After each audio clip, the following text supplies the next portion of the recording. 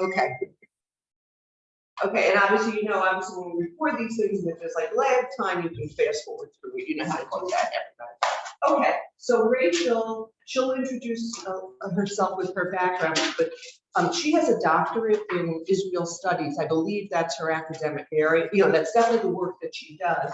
I imagine that's what her doctorate's in, but I don't really know, and she'll tell you when she comes. She, for many years, was the associate director here at Brandeis of the Center for Israel Studies. She left there maybe now 3-4 years ago, before the pandemic, but not much before. And she now has her own institution, and of course now I'm blanking on the name, and she'll tell us. I'll tell you. I will. Boundless, right? Boundless. Boundless. Thank you. Which she founded with another Boston colleague, and they're doing all kinds of Israel education. Mostly, again, she's an academic, so it's mostly like on a higher ed kind of plane. So not necessarily stuff that you bring to your students, other than possibly college students and older teenagers, but really, really valuable work for people like us to give us the real academic grounding in what the hell's going on. Okay, and a lot of the questions that we've been asking all week about, not so much about, she obviously knows a lot, and she will know deeper details about things like what's the political landscape like, and what's what's the status of the area A, B, and C. She'll know those kinds of things, but that's not really her focus. Her focus is more on how do we get to this point in history, Jewish American history, international history, that everything's so contentious. And how is it that we can't talk to each other anymore about this? How is it that left-wing Jews have villainized Israel?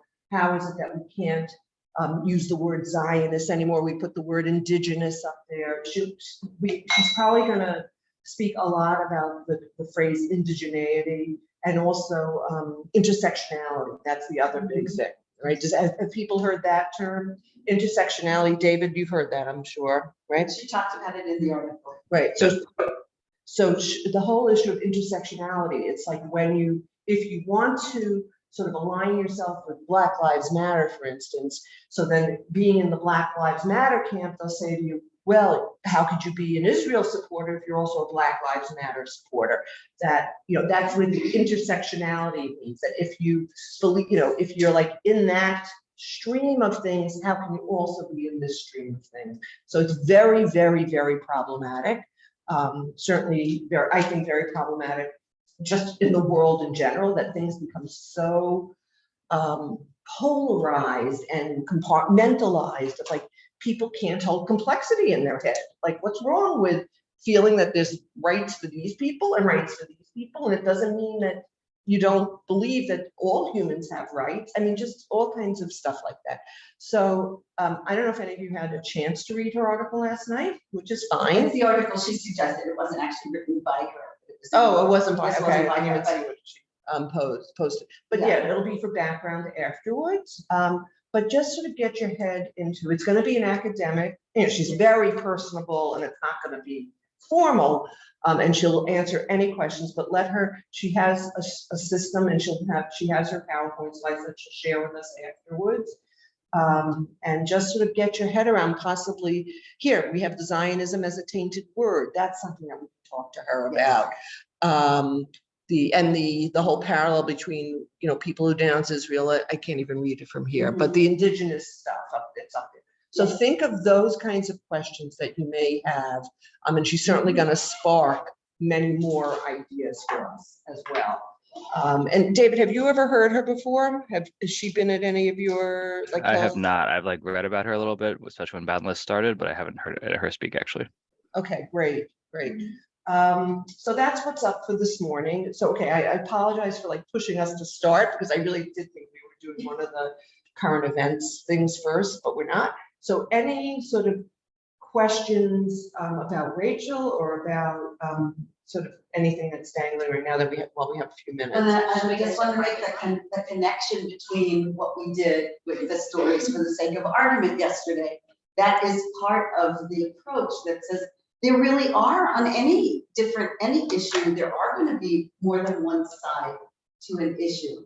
But how can we have it less charged in the way it is in academia, where suddenly it's all slanted in one direction, and to the point where you can't get books published if a publisher doesn't think that that population is going to be happy with what you're saying and say, no, this isn't good. They'll say it's not good for an English readership, whatever. So she's actually not disconnected from this. Oh, definitely not. And this was sort of a nice preview for a way of thinking that you should know also both sides of an argument. It's also so that we're not ignorant. What do people mean when they say it's a colonial, approach, or Apartheid. a racist, state? What does that mean? What are they talking about? But then where is that not necessarily true? And it's just been taken as buzzword and spread like wildfire. Is she going to talk about those topics that you just mentioned? I think Yeah, she yeah, will. she's- I think she will talk about those topics. She definitely will. I mean, we have an hour and 15 with her. I think she She probably leaves 15 minutes for at least yeah, for discussion yeah. and questions. But also she's a great resource for you, when, again, not to bring to kids, but for you, if you're working, like, first of all, in like a federation or with a board of adults, or like in a synagogue that's like, Israel stays over there and don't bring it inside. That's the kind of audience that you could bring her to, and obviously to think through, someone to have in your back pocket as someone as a resource. And again, her boundless organization, I think that's one of the things they want to start working on, is to work with boards of Jewish organizations and non-Jewish organizations too, and things like that. Did you say boundless? Boundless is what it's called. I will. just looked it up. I was like, You might know her. she's also chairing the board of JCDS, the local. Right. It looks familiar, but I don't know how. She's also involved. She also does talks about anti-Semitism and conflating anti-Zionism, anti-Semitism. Yeah, she might talk about that a little bit. She may later. talk about that a little bit. Can you, I apologize, but can you refresh on where you listed the article that you wanted us to read? It's at the top of your page when you go into the course on Schoology, in the update. That'll be right at the top of your screen. All right, so maybe we should also put it inside this week's folder, though. too. Sure. Yeah, Of course, okay. Of course. Yep. Wait, okay. Oh, did you hear? And then is that her? Yes. Okay, I also, Sorry, I Yours website is now. on my- okay, I told her that, because I know. She's also involved with something that was called Tikva Academy, where that it was like during the pandemic, there were parents who wanted for gifted children to do some more advanced study, and she did an open house about the courses that they offer, which you pay for. And she did an open house for parents, so I actually participated in it online to see how she would present to them. So gifted So it's has also- a track for like Jewish education? Yes, like the parents of Interesting. kids who think their kids need more and are capable of more than what they might get in. And they signed up for these online mini courses. So she also is very much a Zionist, in that bent. And so she did this kind of, parents, when you're paying for this, if you're choosing among the menu of courses, here's a taste of what I would do with your middle schoolers. Or high schoolers in a course that we offer. So that was just like another one of those COVID keepers that we've all experienced, of how many things became available online. Many of them for free. My Jewish Learning has every single day a listing of all the things you could participate in for free. And then there are some that cost money, which a federation or an organization with a budget can afford to pay for. If anyone's in one of those, or gets lucky enough to be in one of those at some point in their lives. Hey, Rachel. Yeah, so yeah, we got. Oh. Yeah. This is Hello. Rachel, Dr. Rachel Fish. Hello. Our students, Susie Rosenstein, of course, and David's on Zoom there. Hello, David. Hello. So yeah, so this has been our set. I was just Rachel saying she wanted to project, but so this is how we're doing it. Or we could flip and project it. But we don't have a projector. Oh, but we don't have, oh, but by the way, sorry. Yeah, We don't yeah, have, minor we have none of detail. those things. Minor detail. That's Minor- okay. none of those things that we thought we That's would have. okay. Yeah, so Okay. it's been a little, we've had a little technical glitches along those lines. And which, Yes. which we don't understand, did you guys use the projector last week? And nothing was working, so. Yeah.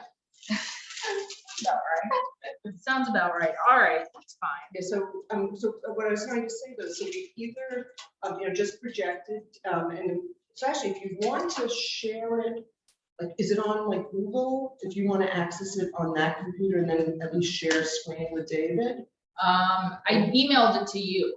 So Oh, you we emailed can- it to me, yes. because it's not on Google, Okay. Then but yeah, if you want to open it up on there, yeah, okay, and then I'll share. then we can share screen. Great, great, Okay. you shared that like since last night.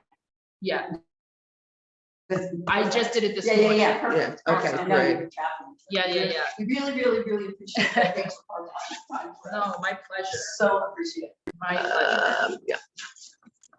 Okay, so I'm gonna find it in my email and then I'm gonna. Oh, there we go.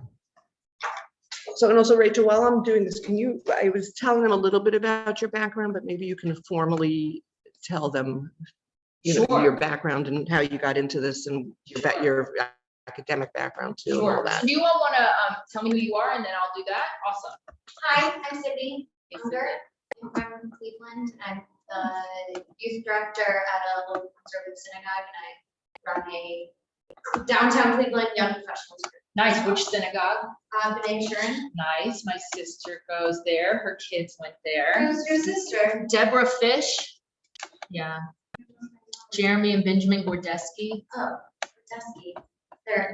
I know an Isaac Gordeski. Oh, I don't know. Different. Yeah. Okay. Nice. Sure. Well, very I'm nice. sure we know other. I'm sure. I'm sure. Very nice. Did you see this page? Responsive, lovely. I'm Melissa Michelle. I am a PA borders. I work at EPUJCC, and I'm also the instructor at the religious school here at Postcolonialism. Nice. I'm Sherry Conway. I'm in Eugene, Oregon, but I'm previously from Birmingham. I am the former interim director of the religious school at the Eugene. I am currently teaching various classes there. I'm opening instrument to learn and teaching different classes online. Great. And adults, kids. That's great. I'm Jennifer Saber. I live in Milwaukee, Wisconsin. I have a local gig and a gig abroad. The local one is I work for the Milwaukee Jewish Federation. I run the Tea Philanthropy Board, and I also am their inclusion coordinator, so I support all the synagogues in town to make sure they have all the support they need for all their students. I also work for Shutov Inclusion Programs in Jerusalem, where I am the inclusion education coordinator, so I'm there. I do inclusion disability awareness training. And curriculum. That's great. Awesome. Wait, and David, David. In office. I'm the North American She office is. in Milwaukee. Wisconsin. There you go. That's right. There you go. That's great. That's great.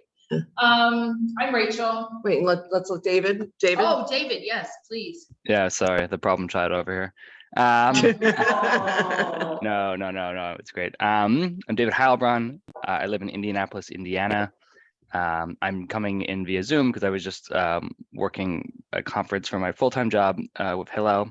I'm the Associate Director of Israel Education for Hillel International. I was just at New Professionals Institute working with a lot of new professionals for Hillel, which was great. And on the side, I also do work with Moisture House. I'm wrapping up 3.5 years as a stint as a resident in the Indianapolis pod with my wife, and I'm also the Midwest and South regional Jewish educator for Moisture House. That's great. Great. I just was hanging out with David Siegelman earlier this week, so. Nice. Oh, well, good for all of you. Very important roles in all of these communities, very necessary. I'm Rachel Fish. I have the benefit of collaborating and being partners in crime at times with Susie and Marion. They are top notch.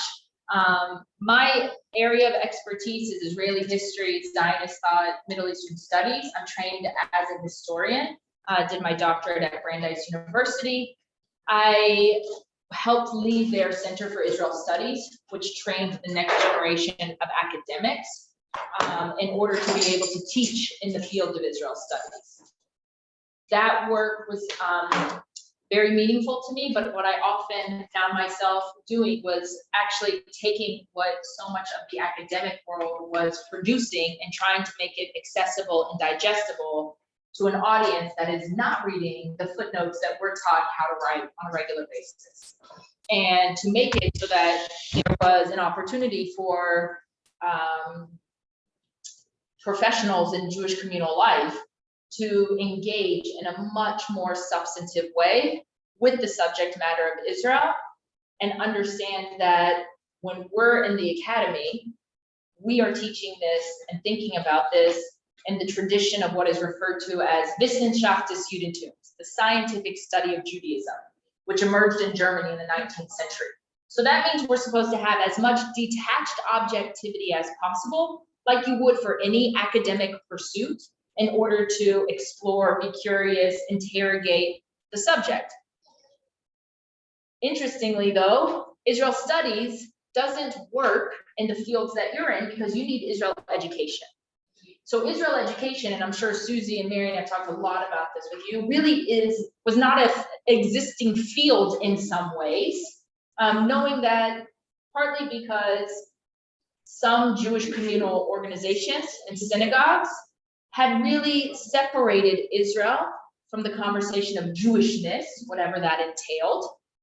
And Israel education is about cultivating that not just cognitive piece, but the affective piece and the behavioral piece, how people feel and what they're going to do, what the actions are.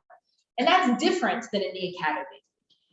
The I Center obviously is a very important organization that's been trying to build the field of Israel education. There are other organizations, Makom at the Jewish Agency with their 4HQ approach. Robbie Greengrass, who came from Makom, and Abby Dalber-Stern, who also worked there, created now that book, For the Sake of Argument, another framework for thinking about how to engage with Israel education. So my point being is to highlight that it's now a very vibrant space. There are opportunities still within that space, always, but it's not a vacuum anymore, the way it was, I would say, 20 to 40 years ago. So there have been some dramatic changes. So I now co-founded an organization called Boundless. I've been on both the academic side. I also worked for a foundation in New York, so I understand how some of the funders and philanthropists think. And I also learned that I'm best when I'm actually in the weeds, building and doing. So the work that my co-founder and I now do through Boundless is we look at system level challenges impacting the Jewish community around the conversations of Israel education and engagement and combating Jewry. Because we know that some of the conversation with Israel often intersects with the anti-Zionism and anti-Semitism. And I'm using those specifically because they're not the same thing.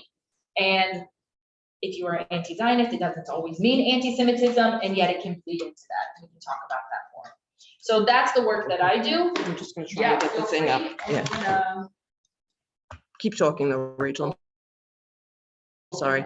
so I'm speaking specifically today about the weaponization of language in terms of how the discourse around Jews in Israel has been hijacked and manipulated for very particular political purposes. And I'm going to give you some examples of the ways in which that language has transformed over time, how it's been utilized for these very particular ideological purposes. And then we can discuss, even in your own particular settings, if you encounter this, how you may encounter this. If you haven't encountered it, I would say get ready to encounter it, because it's not really a question of will I encounter it, it's just when will I encounter it. So we'll dive into that in just 1 minute. Does all of that make sense? Any questions about that so far?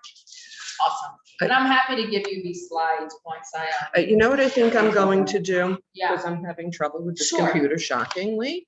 You want me to just open my computer? No, I'm gonna open, what I'm gonna do is I'm gonna open, it's on my Mac, Oh. And I will then log on to Zoom and share. Oh, look at you. Okay, and then, Oh, Do you wanna just email it to us and we can? Or do you- That's The only thing is, I usually don't email just raw slides unless they're PDF'd, yes, because that's just my own Sure. analysis. of course.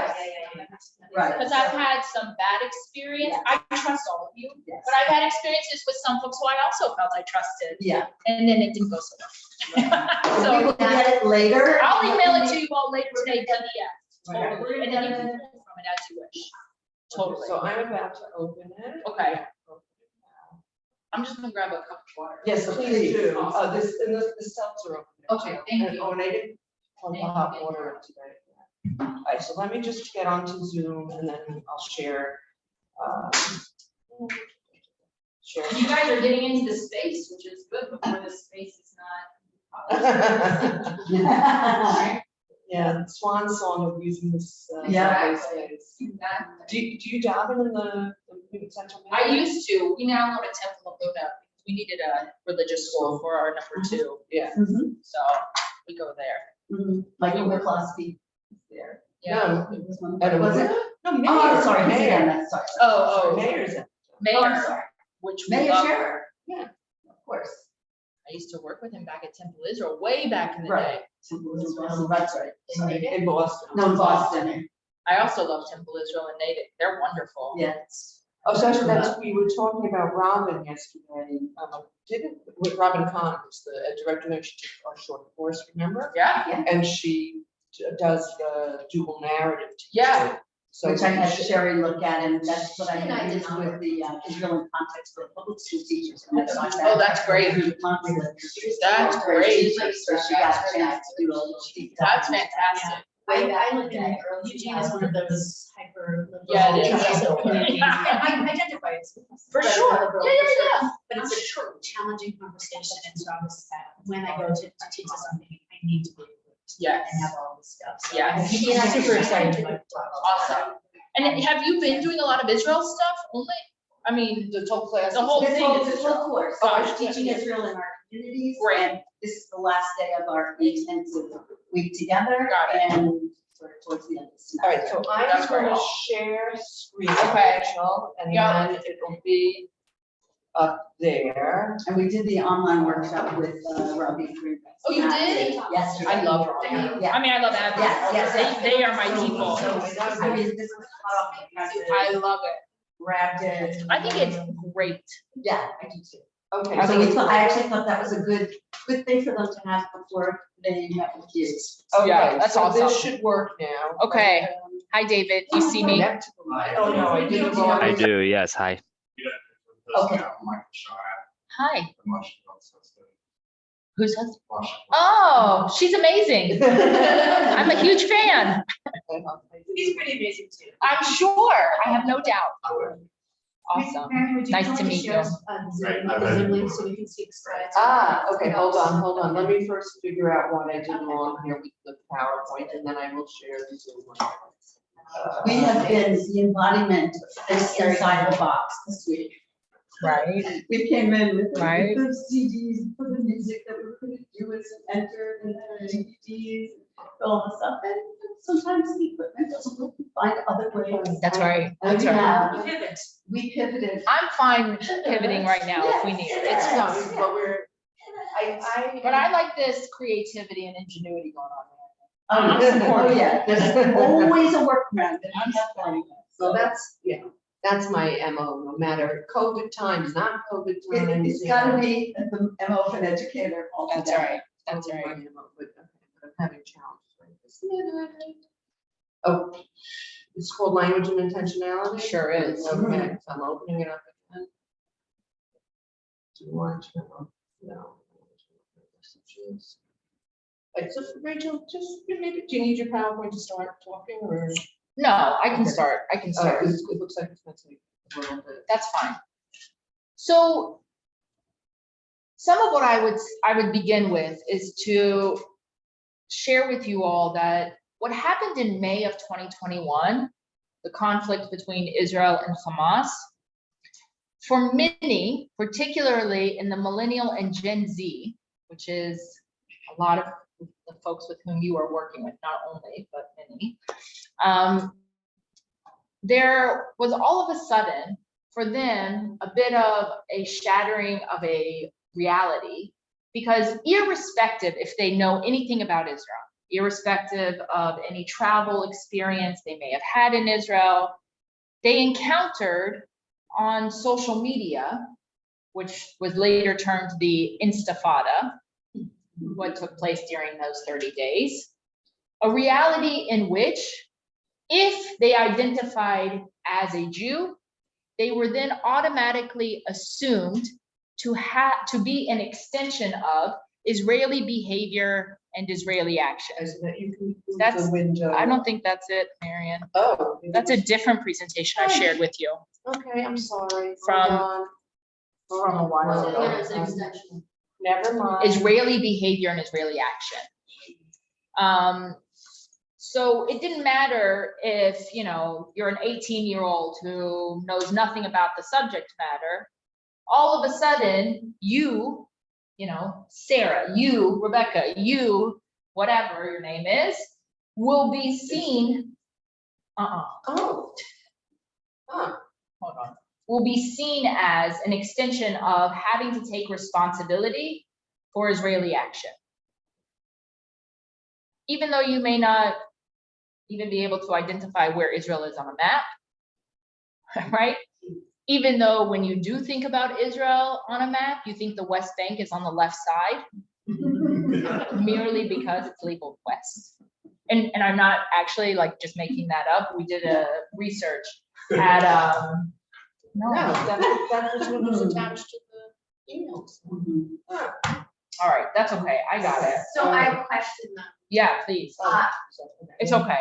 Is that the case unless you decide to be a social justice warrior and like in post that you specifically don't, right? Like if we're saying like, if you are identified You're as a Jew, you're automatically assumed to be an extension of Israeli behavior unless you post that you're not. Yeah, Or would you say that like, even if we post that they're totally against the Israeli government are still assumed? so I think you're right to note that for those who engage in some sort of public dissociation or even, you know, prostrate themselves to a different set of ideologies, then they may, you're right, Marion, it is the right one. Oh, it is the right Then one? you're right, I'm sorry. Okay, so I put- I have it labeled one thing and the title of the thing is, okay. so you're right, I apologize.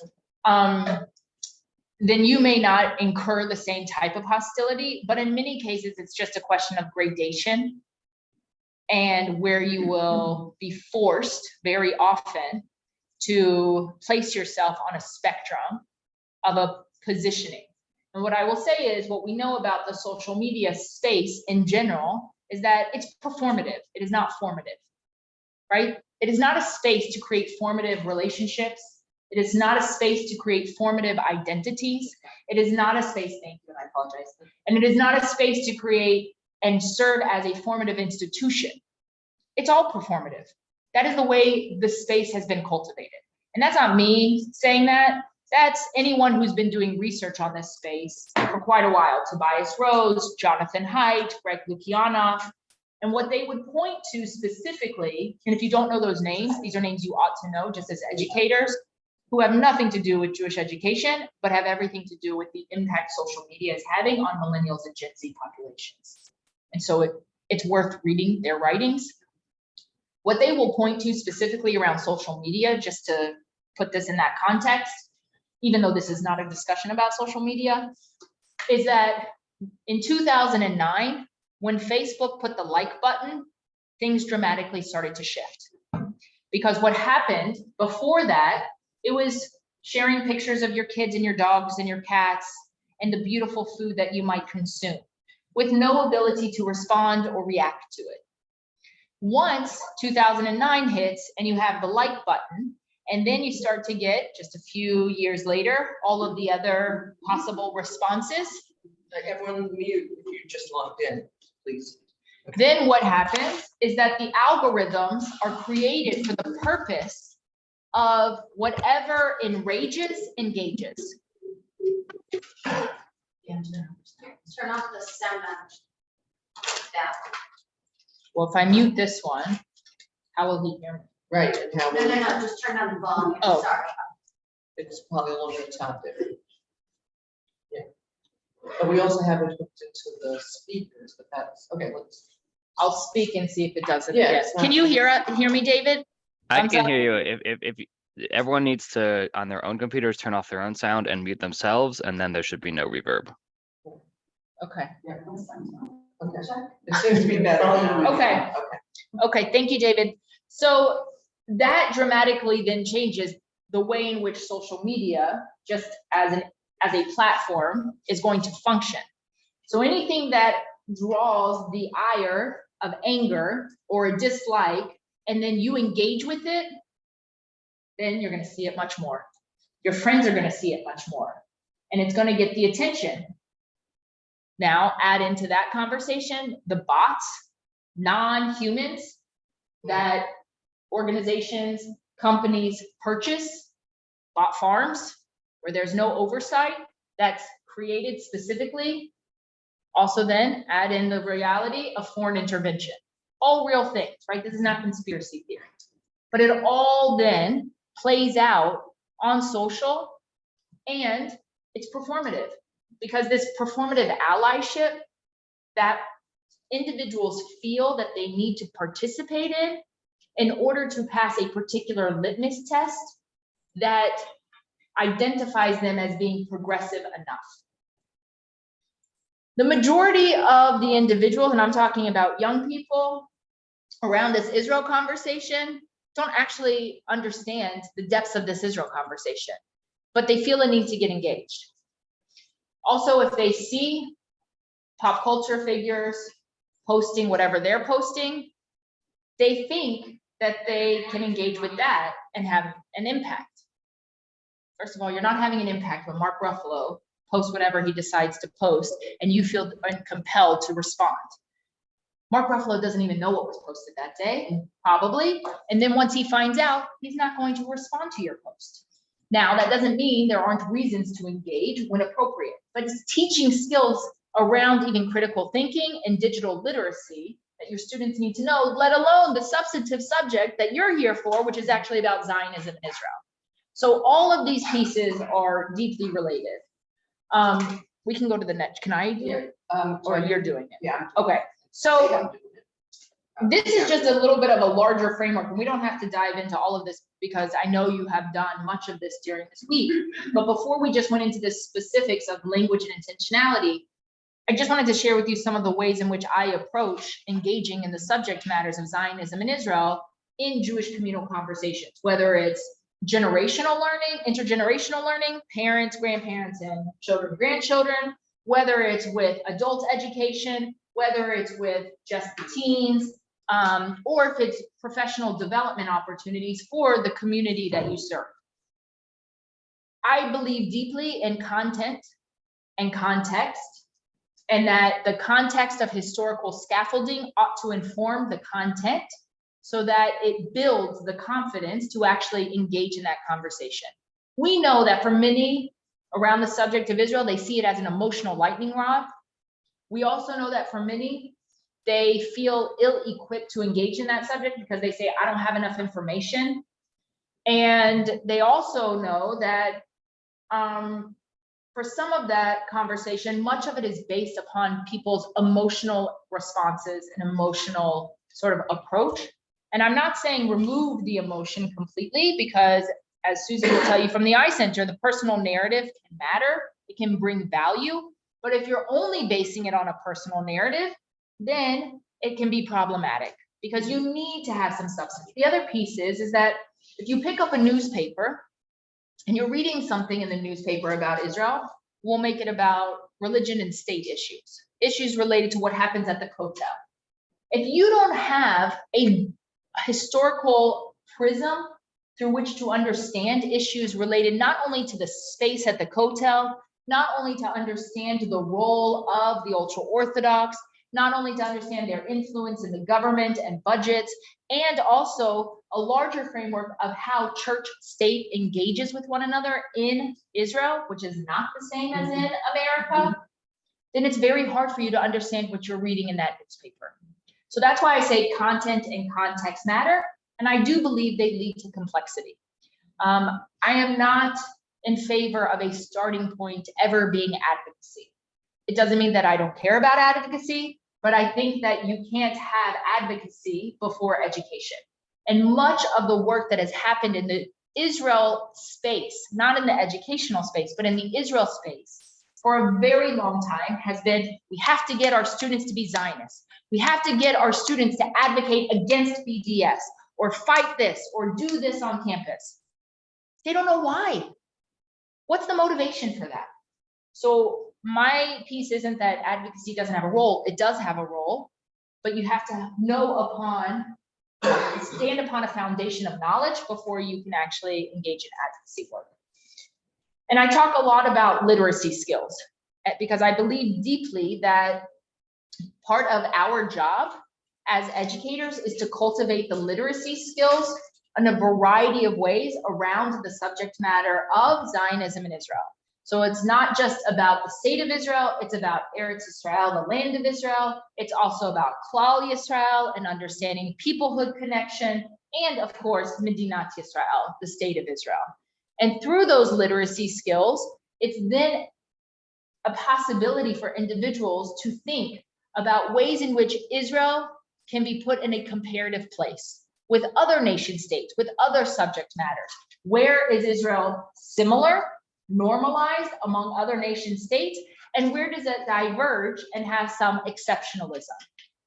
Also, it allows you to be able to look at the Israel conversation in a way in which you are able to say, what are the aspirations of Zionism in Israel and some of its founding documents and some of its early thinkers, some of its leaders, and where has it failed in terms of that aspiration based upon reality, and where has it succeeded? And that is a very healthy, I think, approach to the study of Israel, because if you only do the Disneyland approach, if you only look at the roses, this is when you get a lot of disenchantment with the subject matter, and you hear regularly from individuals, I was lied to. Nobody talked to me about the complexities. So that's part of this larger space. Last thing I'll say about, my approach to teaching the subject matter is that your classrooms are created, and I'm using classrooms broadly here, whatever space you inhabit, are created for the purpose of what I've always referred to as brave spaces. I've never bought into the concept of safe spaces, because it's about being intellectually capable and brave enough to share your curiosities, to enter the conversation with question marks rather than exclamation points. So that's where, I sort of approach this. We can skip to the fourth slide, Marion, please.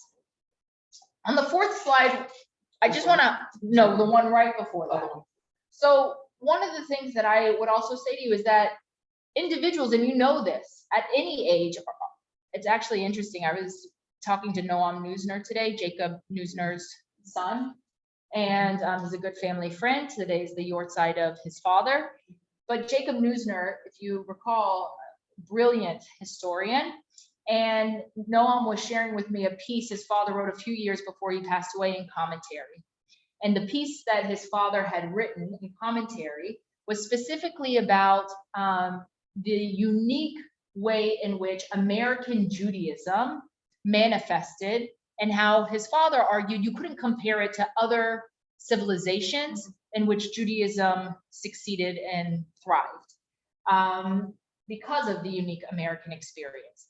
And he said, the Judaism that's focused on looking at demographics of the Jewish people, the Judaism that's concerned about our affinity towards Israel, is not the Judaism that ultimately survives. It's the Judaism that engages with the larger questions, the questions about life, the questions about values. And Neusner was arguing in that that's what will constantly be, what ought to be people returning to in terms of being Jewishly engaged. Why I say that is because I feel similarly about Israel. Meaning, for me, it's these meta questions. It's the questions that are quite big. What does it mean for Jews to hold power? How do we understand the relationship between particularism and universalism? What does it look like when we are a minority in one location? We're a majority. And then what are the responsibilities to the minority? And it's only in Israel where you can play out some of these questions with a context of being the majority and what that looks like in a Jewish place, in a Jewish space. Those are meta questions. I am 100% convinced, and I've been doing this with a lot of different, educators and professionals and age groups. These are the questions that continue to animate people. It is not, how do I deal with a particular policy of the Israeli government? That's not what keeps them engaged. And so I would just say to you all, don't be afraid to tackle or put forward those meta questions, not because you have answers to them, but because you're helping push the learners with whom you are engaged to think about those meta questions in order to see the value in this place, and its relationship with the Jewish people. Okay, I want to share with you on the next slide some of the intellectual factors that I think are quite necessary and important in understanding. Just look at this spot up there. Keep talking. You just close it. Okay. That may seem a little bit out of step with this conversation, but directly relate to this conversation. Within the university, within the academy, there have been a set of intellectual ideas that began to emerge in the period of the late 1960s and continue to exist. Many of these ideas are ideas that have been solidly within the humanities. They are not in the hard sciences. And because of the rise of area studies in general in the humanities, women and gender studies, African American, Black studies, American studies, Jewish studies, they engage with each of these intellectual factors in a different way. I would say each of these factors is of value when they are understood as tools in your toolkit to engage and examine different subject matters. When they become the primary prism through which all issues are refracted, I would argue it's a disservice to the field of the humanities. And I would put forth and say that I would put a stake in the ground that that is what has happened today in much of the humanities. These have become the primary prism. So it's important to understand what some of these intellectual ideas are. One is the influence of Edward Saeed. You may have read his book, published in 1978, called Orientalism. Edward Saeed is a professor, he's no longer alive, of comparative literature, taught at Columbia University. Edward Saeed identified deeply with Palestinian heritage and community and as a Palestinian. And in his book, Orientalism, he argues ultimately that those who come from the West cannot impose Western values on the, quote, native population of the East. And if you are imposing your values, then ultimately it's a form of Orientalism, which is pejorative at the end of the day. It's a problem. This also then leads into the conversation of post-colonialism, which emerges very strongly by the late 1960s, early 1970s, where ideas of anything being positive affiliated with colonialism ought to be thrown out, because post-colonialism suggests colonialism only caused problems and should be viewed as a sin of the West. Post-nationalism follows from post-colonialism. The idea here is that we are in the flattening period of the world. Individual nation states and sovereignties no longer carry the same kind of value, because think about what was thought of as the golden moment of the European Union. But we know from Brexit that Nation states continue to matter. We also know that the world is organized based upon nation states. That's how the UN functions. That's how geopolitics function. Now, each of these, again, alone can be useful. You can imagine how Israel starts to enter into that conversation for each of them. In the case of post-colonialism, Israel is viewed as a colonialist entity amidst the region that is native and indigenous, I'm saying in quotes, to that place, and therefore practices colonialist practices. You can also imagine those who favor post-nationalism, the test case for them would be to say that Israel ought not to be a Jewish and democratic state, but rather a one-state idea, a state of all its citizens. Postmodernism, a comparative literature idea that came about in the 1980s, again, valuable when looking at literature. What it suggests very often is that all facts are debated and all narratives are equal, and you cannot reach any kind of objective truth. For the Israel conversation, think about any kind of historical moment, whether it's 1947 to 49 during the establishment of the state and the war, whether it is related to events happening with immigrants as it's absorbing those immigrants from all over the world. Narratives will then be placed as a priority and facts will be sublimated. That obviously will have an impact on the discourse. Marxism. Marxism in this context is not about economics, but about power. And this is something we hear about all the time right now in the discourse today. In this framework, Marxism is about weakening the strong and strengthening the weak. Israel in this case is deemed to be the strong and has to be weakened. So all of these kinds of elements deeply influence the discourse about Israel and the way in which Israel will be perceived and presented. We can go to the next one. Thank you.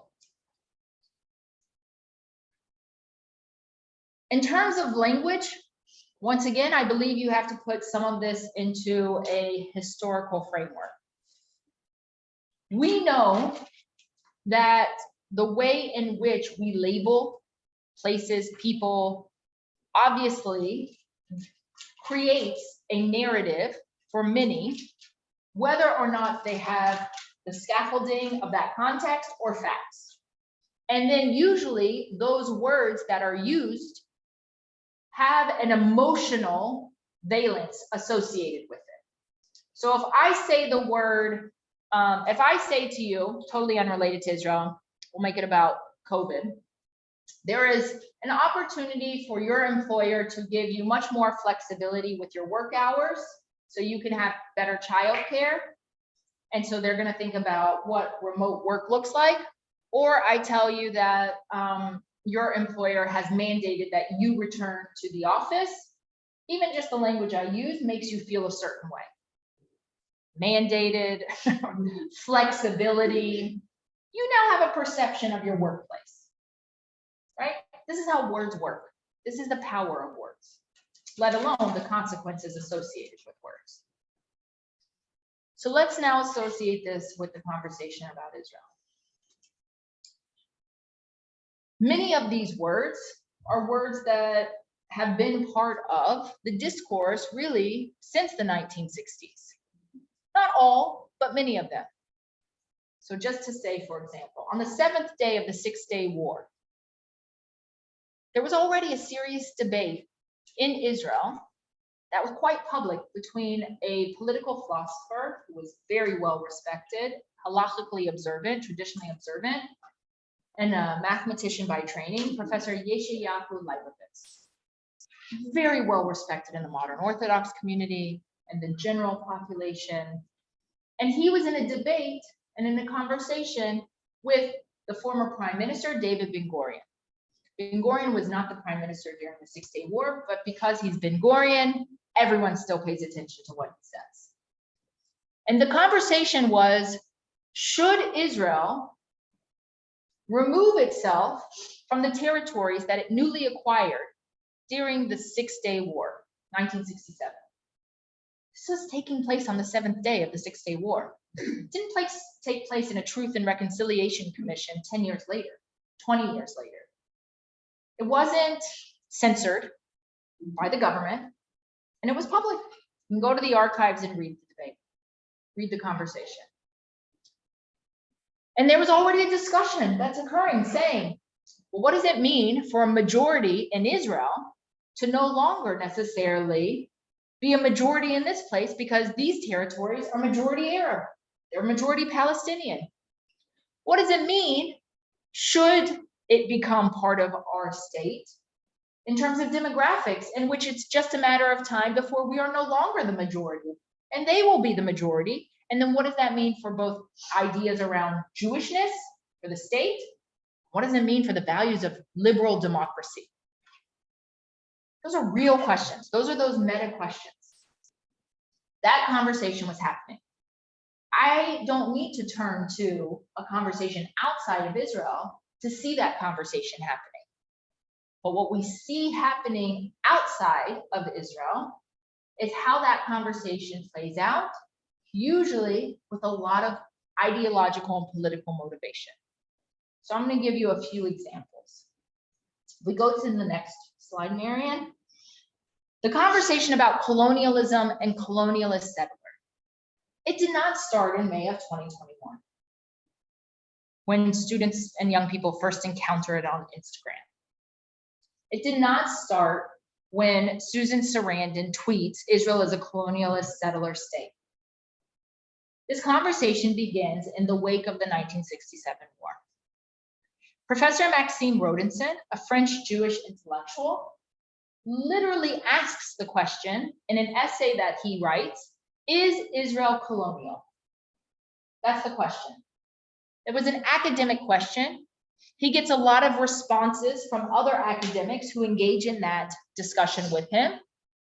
And he ultimately answers for himself when he asks this question, Israel is not colonial. And the reason he asks this, I'm not saying he's the definitive answer, but I just want to give you a sense of where these conversations start, is because he makes a very clear distinction, like others will as well, between colonialism and colonization. He argues, and some can say this is just semantics, but Maxime did not say it's just semantics. He said, if it's colonialism, we're extracting goods from this place and shipping it to the motherland.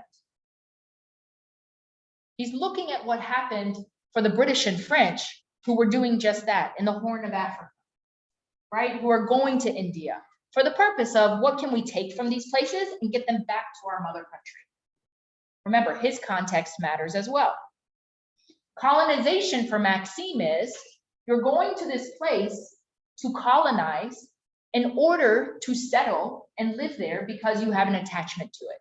For some, it may be a religious attachment. For some, it may be a people attachment. For some, it's a territorial attachment, a whole variety of reasons. But you're not going there to remove what's there and send it elsewhere, but to build up what is there and to improve what is there for the populations that are there and to come. That's his articulation of the distinction between the two. This is where that debate begins. I say this to you because this is not how you hear the debate today. The assumption, when you just hear the language, colonialist or colonialist settler, has an emotional valence with it, particularly in our discourse that exists today. Because there's an assumption it's about disenfranchising the population that's present. There's an assumption about disenfranchising minority communities. And there's an assumption that when we hear colonialist and settler, we also start to think about race. We picture white people taking away something that's a scarce resource from people with a darker skin. This is intentional in the way in which language plays out. Now, this colonialist settler debate not only stayed within the context of the academy, but it also moves into the geopolitical conversation.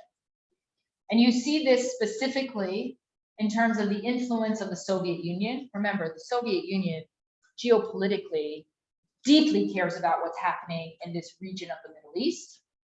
It is a question for America too. Which way will Israel fall? Will it be more democratic and liberal, or will it be communist? And it's a concern for America if Israel were to align itself with the Soviet Union. And remember, Israel's early ideological framework, socialism. So it's not as if it's a far-fetched possibility that Israel could go this way. But Israel is placed by actors like the Soviet Union and then throughout the Arab world, and specifically then of course the PLO, as an imperialist entity with the desire ultimately to create this imperial power in the midst of this native indigenous population. So that then has implications, not only in terms of how the state will be constructed, what this state will look like, but also in terms of the way in which the economics will be exploited for one particular population over another particular population.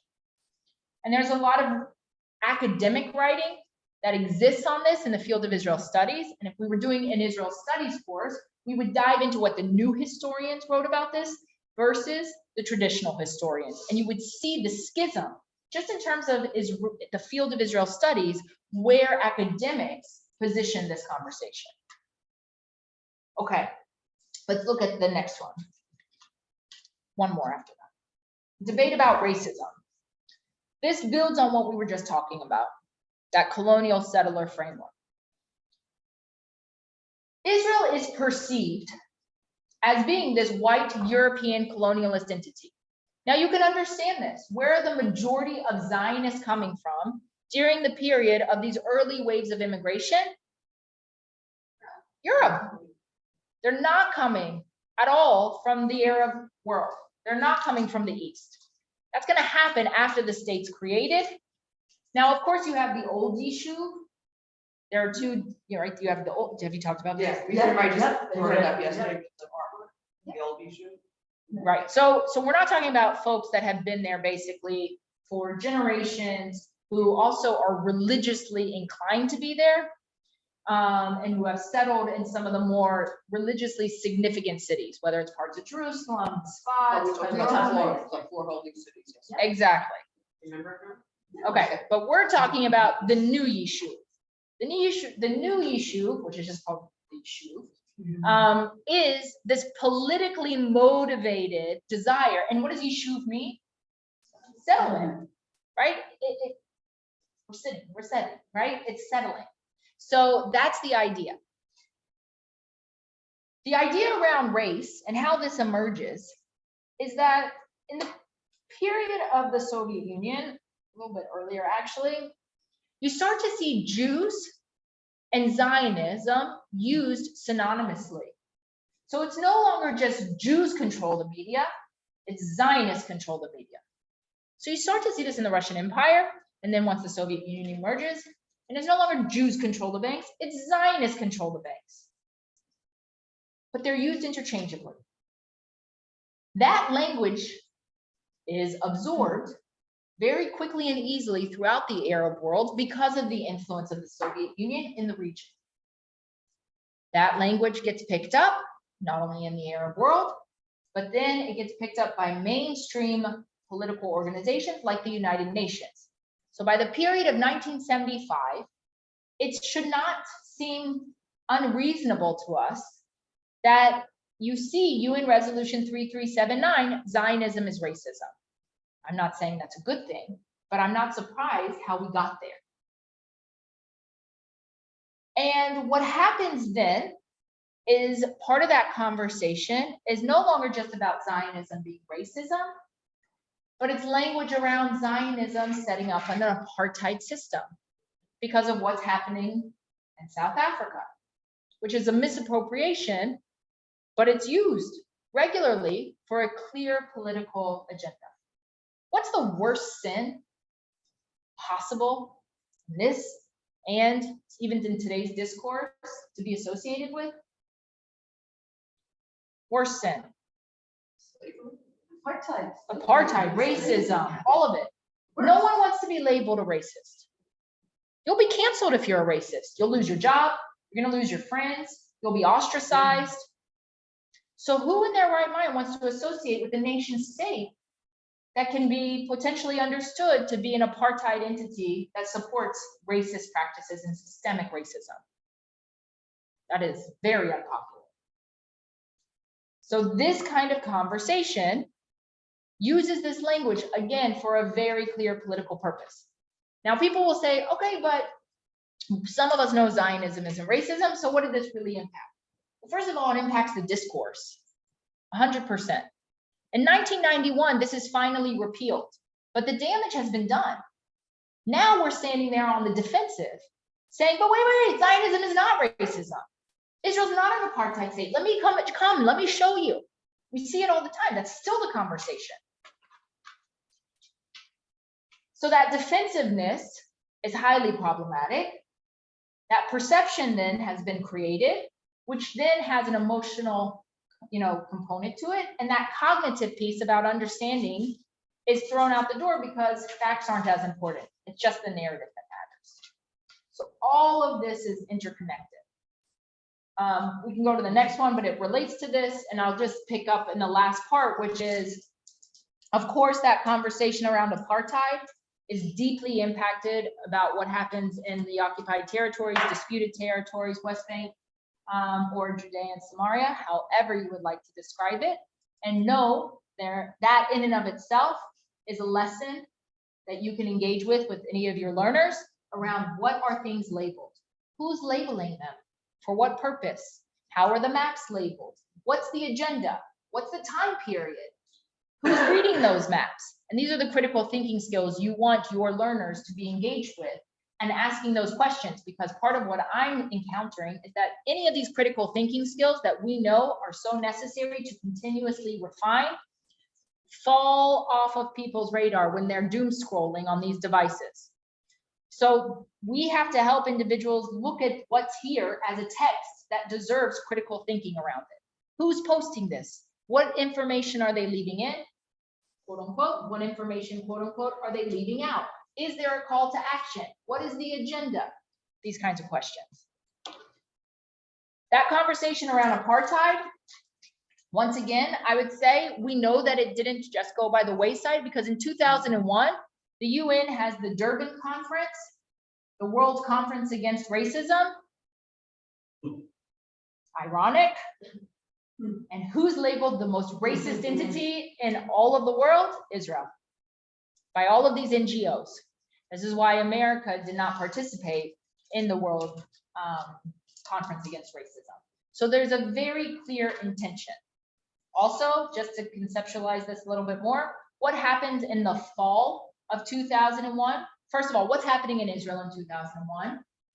Second Intifada. Yeah. Israel had just withdrawn from, up north, Lebanon, Right, sorry. right? Israel withdrew from Lebanon. Second Intifada breaks out.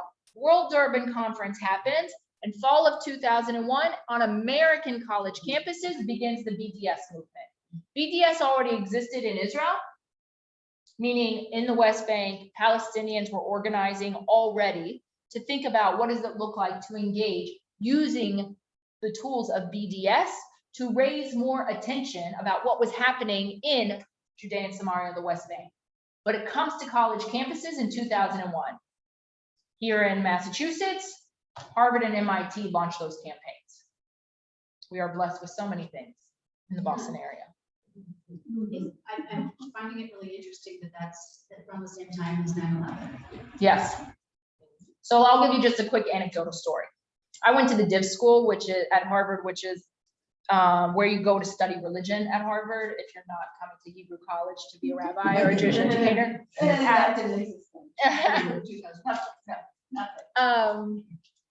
So I wanted to study contemporary thought in Judaism and Islam. I went to the Div School. The Div School is a weird place. I feel comfortable saying that, meaning you had all different types of people. Some people who want to pursue ordination from a particular seminary, religious institution. Some people who are interested in pastoral care. Folks like me who want to pursue for academic reasons. So you have a lot of different types of people there. My first day of orientation is September 11th, right? Now, none of us know what's happening. We know that one of the planes left from here. We don't have information. So a lot of questions. We walk into our orientation, none of us know each other. Very different backgrounds and experiences. And the dean of the divinity school says, and I'm quoting, "We don't know what happened today, but we can assume it's because of the United States' support of Israel." And I'm like, where am I right now? How do you say this in a place that purports to be about veritas? Like, I was seduced by this idea of veritas, truth, into, right, and then what that all means, and trying to find objective truth. And then you have a dean say this in front of a lot of different people who have no content or context to understand what's being said. So yes, it deeply matters that that's part of the framework. I think it speaks to, right, to the fact that like this anti-Zionism, anti-Semitism isn't new. And I That's think right. that a lot of people in our field with the advent of social media feel like it's That's right. more of a new thing. And I think that it's really helpful to understand that like it's just a different way to express it, but it hasn't changed. It's not this new thing that's just popped up all of a sudden. That's exactly right. This is why I believe history matters, right? Like, we actually have to know from where ideas come to understand how they're being transformed, utilized, engaged with today. And it's not because I can say, listen, Maxine Rodinson said Israel's not a colonialist state. I just need to know that that debate started then and help people understand that, because it didn't start in 2021. So it's not, once again, to give a definitive answer to some of these things, but it's to put them in that context and understand what some of the motivation is. And also to understand that how these layers connect. Meaning, I can't tell you how many people never put together the influence of the Soviet Union in the Arab world. They don't recognize how this is interconnected, but it's deeply connected, which is why we should be so concerned that Russia has so much influence in the Middle East again today, right? This is not a democratic entity. This is an authoritarian regime. So all of these pieces matter for exactly that purpose. Yeah, we'll go to the next one, and then we're gonna actually, we'll stop using this. I'll just give a couple of quick examples. So the next one, I just want to say that we hear often this allegation of ethnic cleansing.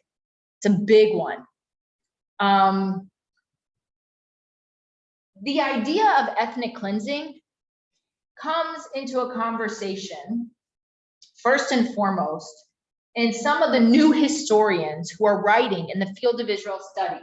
People like Benny Morris, who's no longer a new historian, but at the time was a new historian. See, Jews and historians and academics constantly shifting. Ilan Pape, who's very much still a new historian. But why? Why did they come up with this idea? So they were very focused on a very particular component in 1948 in David Ben-Gurion's plan of what to do in 1948 between this newly emerging state and the Arabs, most of whom identified as Palestinian by this point in time historically. And what happens in a war? What do you do with this population? Ben-Gurion articulates a plan called Tochnit Dalet, Plan D. The general gist of Plan D is that you're going to expel from particular regions the Palestinian population that lives in those regions and relocate them. And the relocation can be in a variety of places, depending upon where Tochnit Dalet was going to happen. Tochnit Dalet was not an actual plan that was rolled out writ large for Israel to expel all of the Arabs. Some of the new historians read Tochnit Dalet that way. The traditional historian said no. Where there was a high density of Palestinians, Tochnit Dalet would be used for security purpose so that Israel could secure a territory, whether it was to have an advantage militarily, whether because it was attractive near a port, whatever the rationale was. And that population would be relocated. Some inside the state, some outside the state. That was the plan.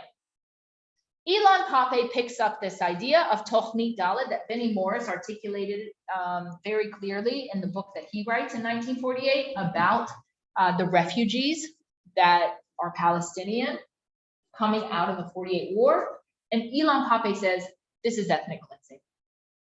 Now, this is an Israeli who's a historian who's writing this. So you can imagine the weight that then carries for many, particularly, all the more so because they say, not only are you Jewish, you're Israeli, and you acknowledge that your nation state was built on this idea of ethnic cleansing.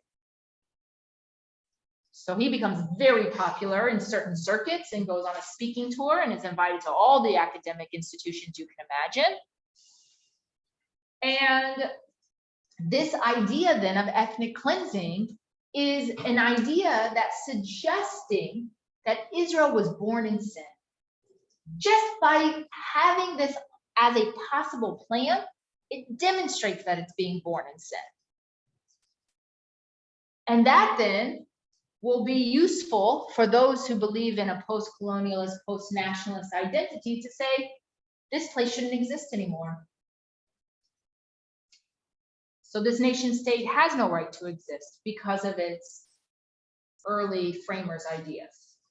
And then it's used specifically in the events that take place in 2002 in Jenin, in which Israel is, criticized and condemned for engaging in ethnic cleansing. This is during the battle of what's referred to as the Battle of Jenin or the Massacre of Jenin, depending upon with whom you are speaking. It was also part of the challenges during the Second Intifada. And when there was the report done by Goldstein at the time, the UN said, oh yeah, guess what? It's not actually ethnic cleansing and a massacre. There was a battle and people died, and some of them are innocent civilians, and many of them were actually combatants hiding in civilian areas. That's what the report showed. Nobody remembers what the report showed because language matters. Okay, we're going to skip a few of these. Let's go to the first, yeah, exactly. Social justice. Yeah, so I just want to show a couple of slides and then I'm going to stop talking. Here's just an example, to your point, of what you see on social. This is in May of 2021. This is created by a Palestinian artist. It was actually picked up by the Arab world and by certain Arab governments and the Iranian government, and then it's pushed out and it starts to enter into mainstream social justice causes like Black Lives Matter. But it's telling a particular story. First of all, on social, just to remind you all, you have 2 seconds to grab someone's attention, which is why you use imagery. Second of all, most people don't read the copy, and that if you do read the copy, you make it as short and inflammatory as possible. So that's what you see going on here. The knee of a policeman, remember, George Floyd, that's what this is referencing, on the necks of those individuals who are Native American, Palestinian, Black, and are, part of minority communities. And you see language like it's all rooted in the settler colonialist mentality, systematized belief of supremacy of one race over another. Remember some of those intellectual ideas? It's captured in one simple photo or image. Let me just show you one other quick image and then we'll be done with this PowerPoint. So in May of 2021, this social media channel called the Slow Factory put out the image you see on the left. What is happening in Palestine is not complicated. It's settler colonialism and ethnic cleansing. Fast forward to August, September of 2021, when America is pulling out of Afghanistan and the Taliban are coming back to power. The Slow Factory has a very different message. It's not possible to condense decades of conflict into a single Instagram post. What's happening in Afghanistan is complex, it's nuanced and devastating. We encourage our community to take time to explore this list of resources. This is Orientalism in the 21st century. Israel you can condemn because it's an imperialist Western entity. Afghanistan is Eastern, we can't criticize it. We need to learn about it. Let's not mention the Taliban. Most people who look at this do not know that this is Orientalism, but it 100% is Orientalism. This is how it plays out. So this is just a taste of, I would say, how challenging language is in terms of the presentation of Israel, engaging with Israel.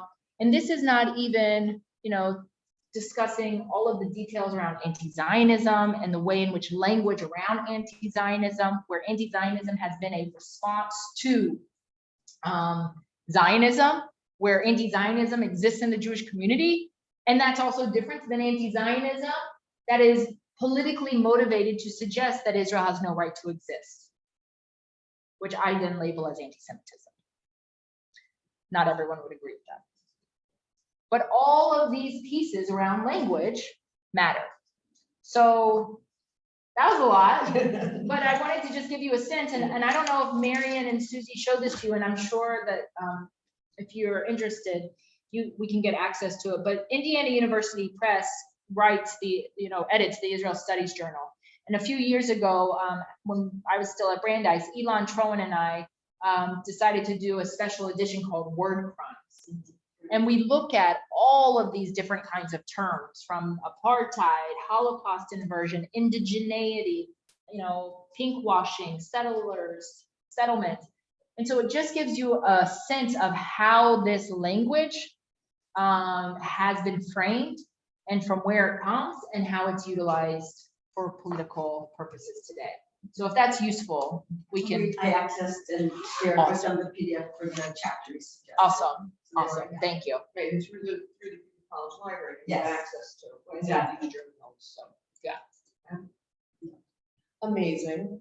Like, Happy to help. Overwhelming. Sure. impressive. And I hope I know that you're open to comments and questions. Yeah, sure, sure. And also before we do, I just Yes. want to underscore, I mentioned to the group before you walked in about Boundless. Yes, And maybe yes. talk a little bit about Boundless and the resources that Sure, it provides to the Yeah. educators. Sure. Sure. yeah, so I'm happy to answer any thoughts, comments, questions. Here's why I say it's not depressing though, Marion, because a lot of times, like, oh my gosh, how do you, but I actually think there's an incredible opportunity to reclaim the discourse. Now, I think that is much harder to do when you go beyond the Jewish community. And I think it's going to take a variety of interventions. And I understand very well that we're swimming upstream against a larger political and cultural sort of zeitgeist. But within the Jewish community, I do actually think there are ways to reclaim that conversation and to help frame it so that it doesn't feel so depressing. 100%. I want to clarify that, because I do think it is empowering. Yeah. That knowledge is power, and that's why we refer someone like Rachel to you, and why we do a course to do it. I hope everyone understands. We spent the first third of the course deeply immersing ourselves into the history, so that you're not coming to these challenges with, well, of course they're colonial, or of course it's apartheid. We didn't go into the depth of the nuances and the discourse and the intellectual work that Rachel does on those topics, and that's what I said to you earlier as well. But as educators, to just even know the timeline like we talked about yesterday, Yeah. to situate the polity of Israel, the Medina and Eretz, in 3,000 years of history. Yeah. So That's I think right. empowering, That's right. Yes. but it is depressing too. Yeah. Sometimes depressing. But thank you. So I don't want to. Rachel, So I think so many questions and so many thoughts. As the resident millennial here, David's probably a millennial too. I think back to like last May and all of the things that I saw on social media from other Jews. Yeah. And think like more than I saw from non-Jews. Yeah. Let's be real, that's also because I've been in a Jewish bubble. But Yeah. either way, I think that like my question is, right, I've had so many people who I was friends with in high school and whatever, who, come back and they say, I was lied to my entire life. Yeah. And this isn't real, and Israel is a colonial settler, whatever, occupying state. And my question is, like they come back saying that because of what they have now learned in academia.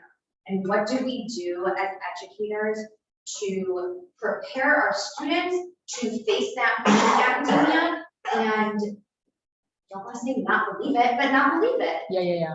Like, if I'm working with high schoolers and I know that they're going off to college, they're gonna get that in college. So how do I prepare them for it without it? That's right. brainwashing? That's right. So it's a great question. So first, I would just say that they're actually getting it as early as middle school now. Right, that's true. They Right, also- so these intellectual frameworks are now not just starting when you walk on the college campus. It used to be they started on the college campus, but it starts much, much earlier. Sometimes because you have educators who have a clear agenda, but sometimes because this has just been the accepted framework, and so that's how it's taught.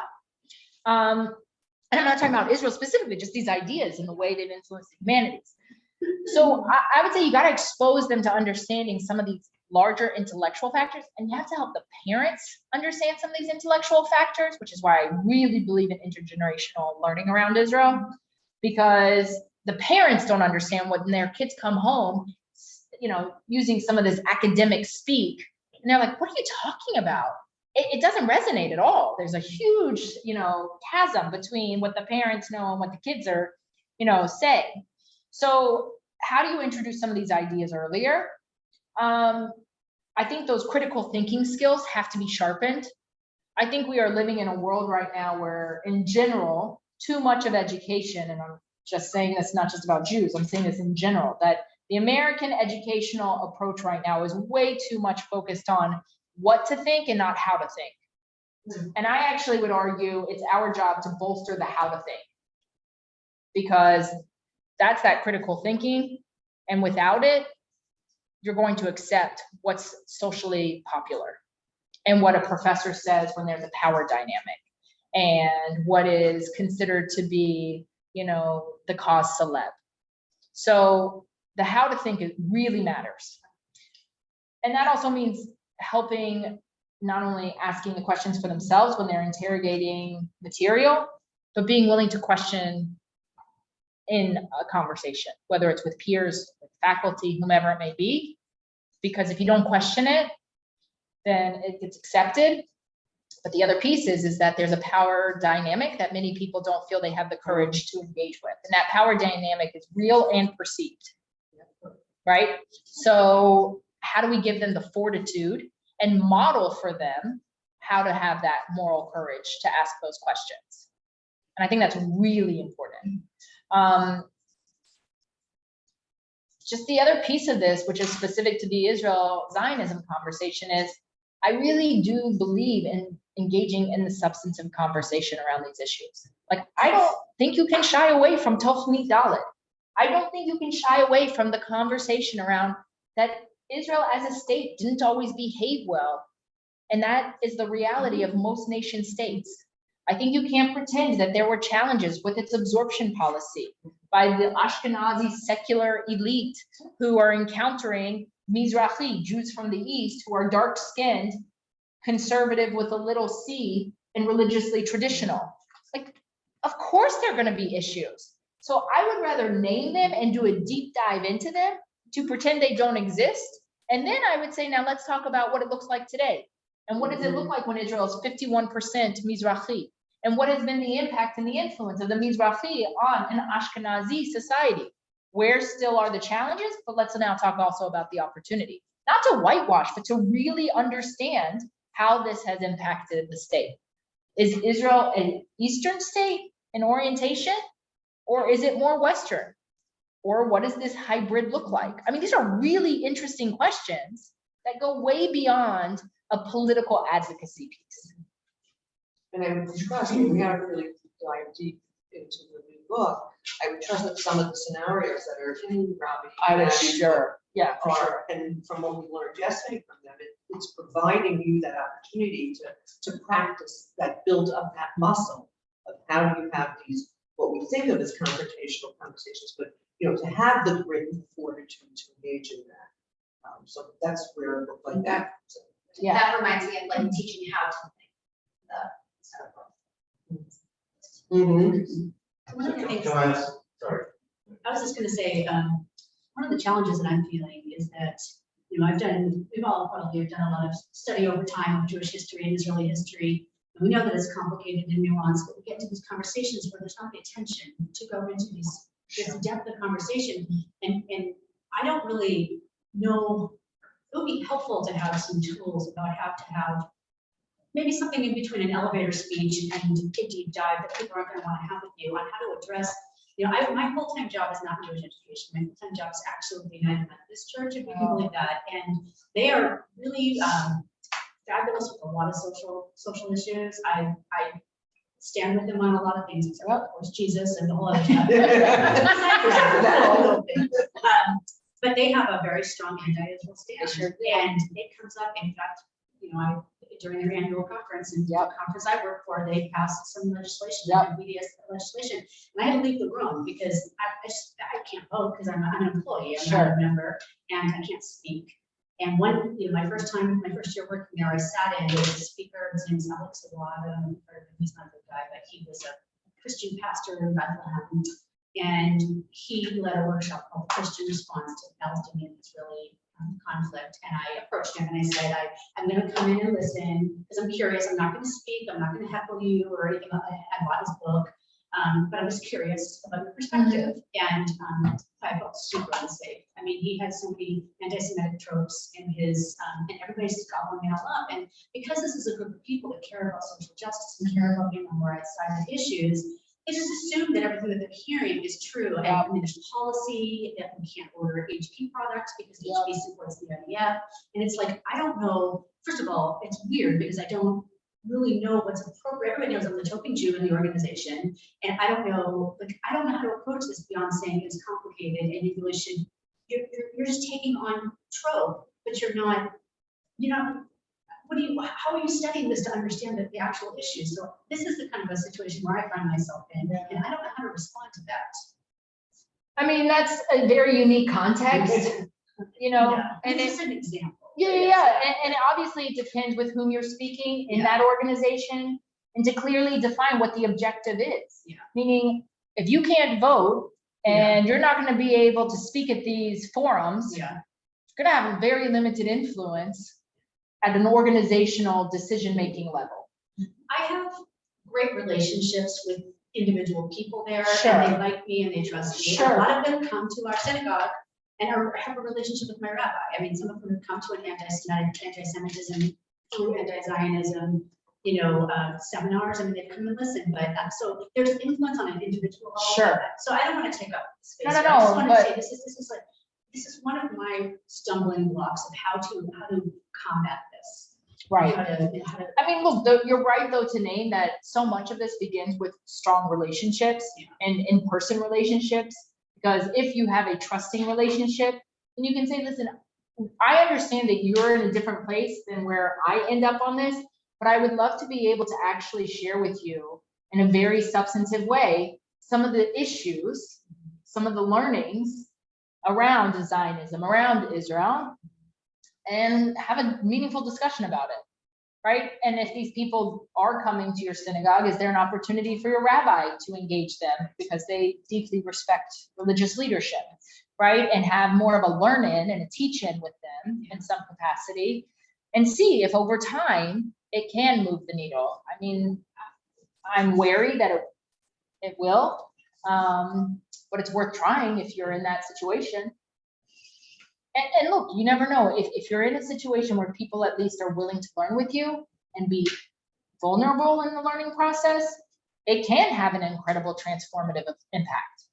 But it is a question of how open is the conversation. And how to condense it down to a conversation that they're willing to have, and not this, spent an entire week and really touched. Sure. We spent an entire year and really touched it. So how to condense it and codify it into something where the conversation is not going to be attention. Sure. Sure. I don't know. But that's always the question. I mean, like, how many of you really know much about climate change? Right? How many of you really know the influence of the Communist Party in China? How many of us really understand what we're reading in the newspaper about inflation? Right? Like, let's be honest. Most of us don't. Right? And we only invest in the things we deeply are committed to because it's a part of our why. Right? It's why we exist. It's why we do what we do. But it doesn't mean that we're not interested in having a meaningful discussion around it that says, let's bring some sources to the table and start to understand multiple viewpoints. That's part of it. Sorry, you should come and join the British Labour Party. I want to go back to Gen X. Yeah. Social media, civics performative with its power. And that's where they're getting their information and their attitude. How do we do the educational piece for that generation, those generations? And yet use those sources, tools for that work. So this is one of the big questions, right, that everyone is asking. No one has a single answer for this. There's now a push. At one point, there was a push in saying, well, it's here. Let's harness this technology for good. We'll bring it all into the classroom. Now we're seeing the pendulum swing the other way. It's not good. It's harmful to the classroom. Get it out of the classroom, right? And have these naked classrooms. So we don't have a good answer to this. I do think there are a few things. We do know from some of the research that exists, like from Lighthouse around Gen Z, that's come out. This is not about Jews. This is about Gen Z in general. And some of the more recent Pew reports on Gen Z, that what motivates Gen Z, it's not so different, I don't think, for millennials, but what's motivating them is the action, and that's the precursor to learning. So we have to recognize that. Now, I'm not saying I can fix that, but if I understand why they're action-oriented, is there a way that I can bring in learning? Here's the challenge too. Gen Z from Lighthouse research we saw recently, Gen Z is very open to learning, but they're not open to diversity of viewpoints. Well, hold on. What are we learning? Right? Like, we got to start asking those questions even to Gen Z. Let them be part of that process. What does it mean you want to learn, but you only want to learn what you already believe? Question mark. I'm asking you, right? Like, I want to have that conversation with them. Gen Z is highly motivated by values alignment. We see it in everything. The brands they buy, where they will shop, where they will eat, if it's not, farm to table, who they vote for. So then it's a question of, so can we have these meta conversations around values? And as Jewish educators, where can we bring in the Jewish content and the Israel content around the values conversation? Because I go back to universalism and particularism. I think it is one of the most motivating conversations that can be very animated, that young people I've seen from many things that I have done are engaged with. Because they know they have multiple identities. They get that. And they know that they're part of something bigger, humanity. And so they're trying to toggle between all of these, but they don't have a space that really allows them to think through some of that. That's also with some, I'd say, anchor of Jewish content. I would think that's a huge opportunity. I also think there's an opportunity in terms of that viewpoint diversity to really do educational programming around viewpoint diversity, because it becomes the foundation for, I think, much of Jewish life, right? I mean, it's the Talmud. We codify the dissenting opinions. What other tradition does that? We argue with God all the time. God is not off limits, ever, in our traditional texts. So if this is a generation that likes to engage with action and argumentation, then let's think about what does it look like to argue from these views that are different from one another. Part of the challenge is that if you're spending 5 hours a day on here, you're not spending 5 hours a day reading. You're not spending 5 hours a day in relationship. You're not spending 5 hours a day in community. So I really think that Judaism is countercultural, and we do all of those things. And so we got to figure out maybe, and I think it's more than a branding problem, but how do you package that to a younger generation specifically so that they understand that? Again, I think there's an opportunity more so than a challenge, but it's just figuring it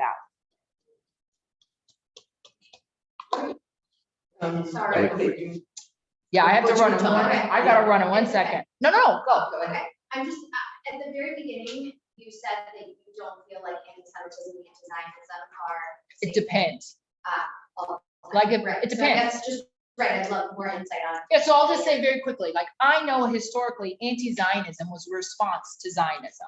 Not everyone who is Jewish, who engaged in an anti-Zionist position in the 19th century hates Jews, right? They're just saying this is not the right way to go. There were diasporas, there are Bundists, there are all different kinds of ideas of how the Jewish collective could organize. So anti-Zionism just in and of itself doesn't have to be anti-Semitic. The certain segments in the Haredi population are anti-Zionist to this day, and they live in the state of Israel. They don't want to see Jews destroyed and annihilated, right? So